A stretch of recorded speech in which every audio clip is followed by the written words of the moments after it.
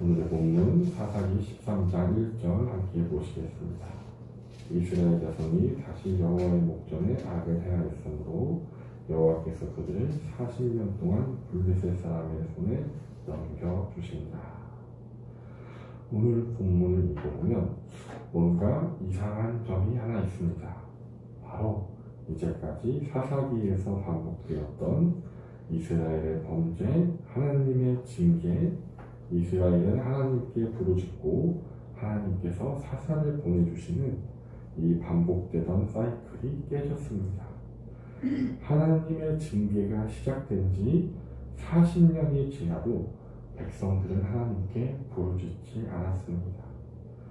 죄가 반복되고 하나님의 징계가 반복되니 이제 죄에 대해서도 하나님의 징계에 대해서도 둔감해졌습니다. 블레셋의 억압 가운데 고통받아도 그냥 그러려니 살아갑니다. 하나님께서 징계하셔도 그것이 징계인지도 이제 알지 못하게 되었습니다. 이렇듯 죄의 습관은 참으로 무서운 것입니다. 그러자 하나님께서 먼저 이스라엘을 구원하시기 위해 역사하십니다. 단 지파 중에 마누아의 아내는 임신하지 못했습니다. 그런 마누아의 아내에게 하나님께서 찾아오셔서 이렇게 말씀하십니다.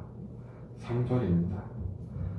보라, 내가 본래 임신하지 못함으로 출산하지 못하였으나 이제 임신하여 아들을 낳으리니 그리고 그 아들을 나시인으로 부르심을 말씀해 주십니다. 포도주와 독주를 마시지 말며 어떠한 부정한 것도 먹지 말고 머리에 삭도도 대지 말라고 하십니다. 이 아이가 하나님께 바쳐진 태에서부터 바쳐진 나시인이 되었고 그가 블레셋 사람의 손에서 이스라엘을 구원할 것을 말씀해 주십니다.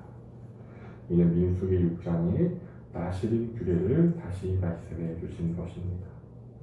하나님께서 많은 사사들을 세워서 이스라엘을 회개하게 하셨지만 이스라엘이 계속해서 범죄를 했습니다.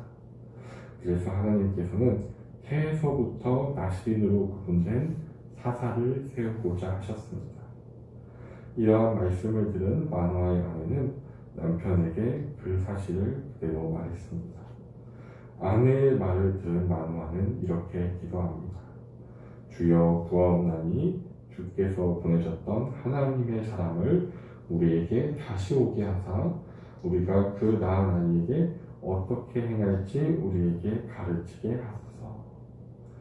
그렇듯 하나님의 말씀을 듣고 우리는 어떻게 행할지를 기도하고 묵상하며 실천해야 할 것입니다. 그래서 하나님께서는 마누아의 기도를 들으시고 다시 마누아 부부를 찾아오십니다. 마누아를 찾아온 하나님의 사자에게 마누아는 이렇게 물었습니다. 이 아이를 어떻게 기르며 우리가 그에게 어떻게 행하리까? 마누아는 자신의 아이가 40년간 핍박받던 이스라엘을 구원할 자가 된다는 사실에 거룩한 부담감을 가졌습니다. 그래서 자신들이 부모로서 자녀를 어떻게 양육해야 하는지 간절한 마음으로 하나님께 물었습니다. 하나님께서는 다시금 민수기 6장의 나시린 규례를 강조하십니다. 14절입니다. 포도나무의 소산을 먹지 말며 포도주와 독주를 마시지 말며 어떠한 부정한 것도 먹지 말고 내가 그에게 명령한 것은 다 지킬 것이니라 하니라. 이미 마누아의 아내에게 이야기한 명령 나시린의 규례를 다 지키라고 하십니다. 15절입니다. 마누아가 여호와의 사자에게 말하되 구하옵나니 당신은 우리에게 머물러서 우리가 당신을 위하여 염소새끼 하나를 준비하게 하소서 하니 마누아는 하나님의 사자를 하나님의 말씀을 전해주러 온 선지자 즉 사람으로 생각해서 염소새끼 유리를 대접하려고 했습니다. 그러나 여호와의 사자는 이렇게 대답합니다. 내가 내 음식을 먹지 아니하리라 번제를 준비하려거든 마땅히 여호와께 드리지니라 하니 이는 그가 여호와의 사자인 줄 마노아가 알지 못함이었더라. 여호와의 사자는 자신이 아닌 하나님께 영광을 돌리고 번제를 드리라고 합니다. 그래서 마노아는 그 말을 듣고 요리 대신에 번제물과 소제물을 준비했습니다. 번제물과 소제물을 가져다가 바위 위에 올려 하나님께 드리자 놀라운 이적이 있었습니다. 20절입니다. 불꽃이 제단에서부터 하늘로 올라가는 동시에 여호와의 사자가 제단 불꽃에 휩싸여 올라간지라. 마노아와 그의 아내가 그것을 보고 그들의 얼굴을 땅에 대고 엎드립니다. 불꽃이 제단에서 하늘로 올라갔고 하나님의 사자도 올라갔습니다. 마노아와 그의 아내는 놀라 엎드려지고 두려워 이렇게 고백합니다. 마노아의 고백입니다. 22절입니다. 그의 아내에게 이르되 우리가 하나님을 보았으니 반드시 죽으리로다 하니 거룩하신 하나님을 죄인인 사람이 보게 되면 죽을 수밖에 없기에 마노아는 겁에 질렸습니다. 그러자 마노아의 아내는 하나님께서 우리의 번제와 소제를 받으셨고 이 모든 일을 알려주셨고 언약을 주셨기에 죽이지 않으실 거라 이야기합니다. 24절입니다. 그 여인이 아들을 낳으매 그 이름을 삼손이라 한자. 그 아이가 자라매 여호와께서 그에게 복을 주시더니 마누아 부부는 그의 아들의 이름을 삼손이라 하였습니다. 삼손은 작은 태양이라는 뜻입니다. 블레셋의 압제 가운데 40년의 고통을 잊는 이스라엘을 작은 태양같이 밝게 비추어 달라는 소망을 담았을 것입니다. 하나님께서는 이 태에서 부분한 나실인 삼손에게 전무후무한 큰 힘을 주셨습니다. 그러나 모두가 아시는 것처럼 삼손은 그 힘을 바르게 사용하지 않으며 또한 하나님의 말씀인 나실인 법도 지키지 않아 결국 두 눈이 뽑히고 블레셋 사람들을 죽이고 함께 죽는 최후를 맞이하게 됩니다. 결론입니다. 하나님께서는 우리를 사랑하셔서 우리를 고통스럽게 하는 죄를 떠나서 참 사랑과 평안 하나님의 품으로 돌아가기를 바라십니다.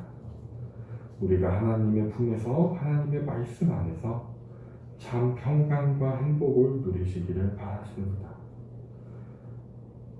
우리가 죄를 따라가면 죄의 종이 되어서 고통받게 됩니다.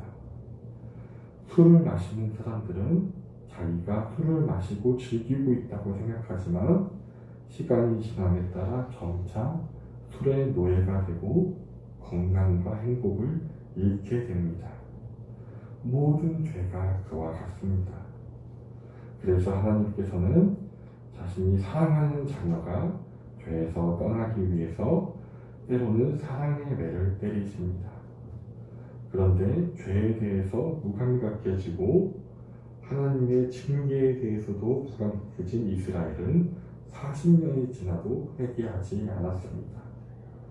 그럼에도 하나님께서는 이스라엘을 포기하지 않으시고 태에서부터 구분된 나실인 삼손을 보내주십니다. 이 일을 위해 마노아 부부에게 2번이나 찾아오셔서 하나님의 말씀을 지킬 것을 강조해 주십니다. 그러나 삼손은 하나님께서 큰 힘을 주시고 하나님의 영을 부어주셨음에도 불구하고 그 은혜를 멸시하다가 결국 이방 여인의 종이 되어서 이방 여인의 죄의 종이 되어서 두 눈이 뽑히고 죽게 되었습니다. 우리는 오직 하나님의 말씀 앞에 즉시 회개하고 또한 하나님의 법에 항상 순종하여서 죄의 종이 아닌 하나님의 자녀로 생명과 평강과 기쁨을 누리시기를 기도합니다. 기도하시겠습니다. 하나님 아버지 감사드립니다. 우리를 사랑하사 우리가 죄인 되었을 때 독생자 예수 그리스도를 보내주셔서 우리를 죄에서 자유케 하시고 하나님의 자녀 삼아주심에 감사드립니다. 주님, 우리에게 그 놀라운 구원의 은혜를 베풀어 주셨음에도 불구하고 우리가 죄를 범하며 죄의 종으로 사로잡혀 있었거나 하나님의 사랑임의 징계를 받고서도 깨닫지 못하고 회개하지 않았다면 용서하여 주시고 이제는 돌이켜 즉시로 모든 죄에서 떠나게 하시고 하나님의 말씀에 순종하는 삶, 하나님 주신 능력으로 하나님의 사명을 행하는 삶을 살게 하여 주시옵소서. 그래야 하나님께서 나를 통해 이루고자 하시는 모든 아름다운 계획을 이루어가게 하여 주시옵소서. 예수님의 이름으로 기도드립니다. 아멘.